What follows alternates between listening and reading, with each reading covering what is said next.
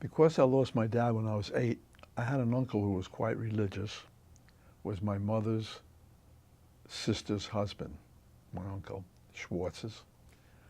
And because I was what they call in Yiddish a yesoma. Yesoma is the Yiddish word for orphan. I was Bar Mitzvah when I was 12 instead of 13, a year earlier. Very unique. Few people heard of this.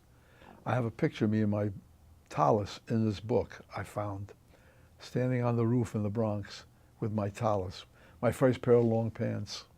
My mother took me to buy me long pants for the Bar Mitzvah. And I was Bar Mitzvah at 12. I became a man 1 year early. My whole life was different. I grew up working all the time, different odd jobs, bringing some money into the house all the time, always something.